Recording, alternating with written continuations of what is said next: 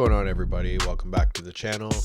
Today I'm going to be painting a Proline cliffhanger body, and I'm going to screw up the shadows on it so you can watch me do that.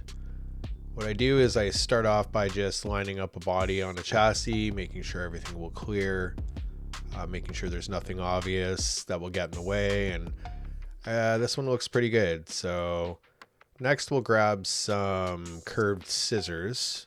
And curved scissors are great. Get yourself a pair for body trimming. It helps getting around the corners and getting close to the trim line. I would say curved scissors are a must-have tool for painting bodies. So next up, we're going to get close to that trim line using a rotary tool. Any rotary tool will do. The key thing you want to use is the round sanding drum.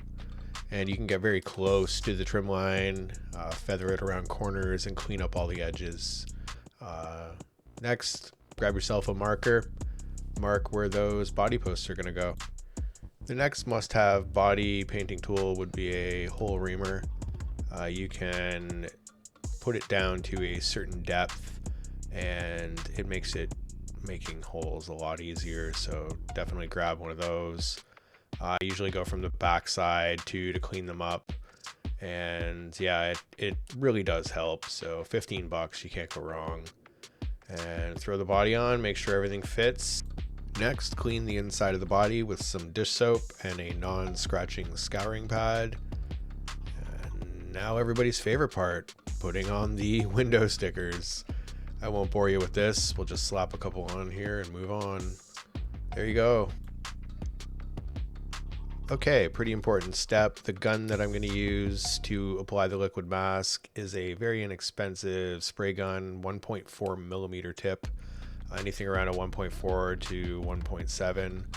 And usually what I do is I put a little bit of liquid mask in, and after this I'm going to be adding some distilled water.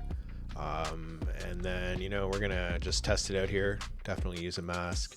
Requires about 4 coats, I find. 3 to 4 coats, light. Just take your time, do light coats, and I use a heat gun in between coats to speed up the process. And that's, pretty much it. That's what it looks like after about 3 coats, so we're good to go. Then I'll sketch out a design with a marker on the outside protective film. Using a very basic X-Acto knife, I'll trim out the liquid mask in the inside. That's kind of what it looks like there. It's really hard, so take your time.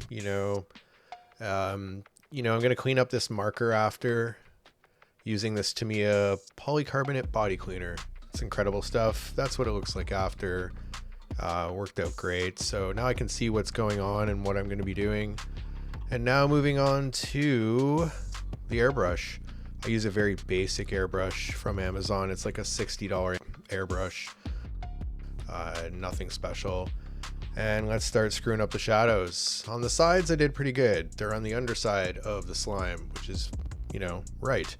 On the top I did it incorrect. Should have went all the way around those drips. Went to the inside of them, so it's not going to have that lifting off the body look or a shadow effect, but on the sides it turned out really good. I'm going to be using some Createx and Vallejo paint. The white is Vallejo, and that's the brush I'm going to use to do the splatter. Just throw some white paint on the tip of the brush and go at it. It looks pretty cool.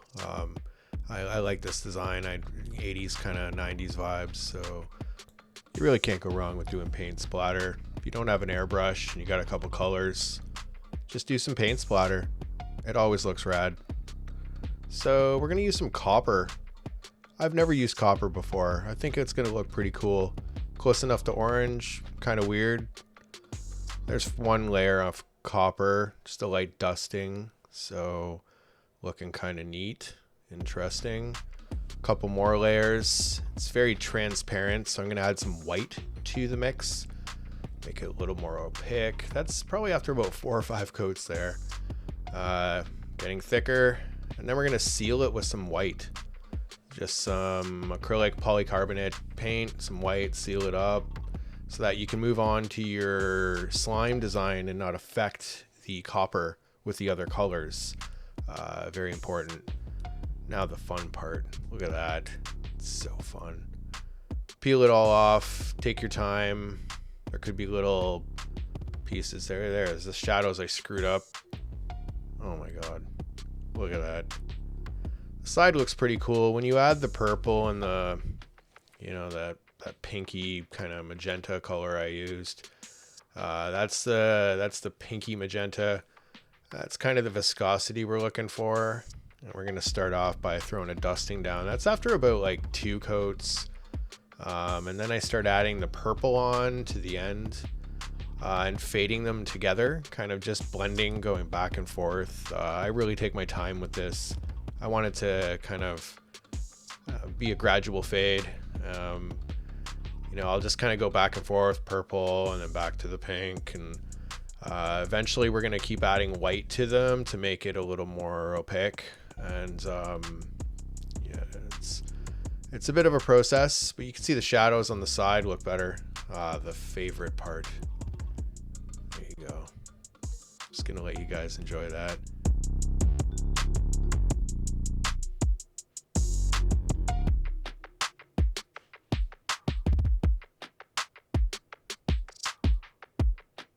Man, I love when it just right there, that glistening.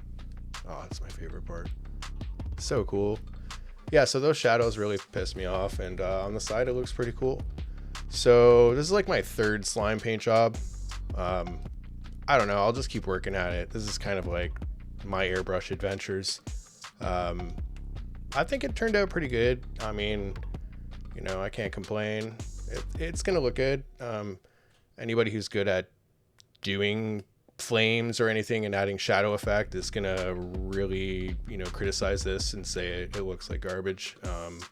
But yeah, it's all good. I mean, better luck next time.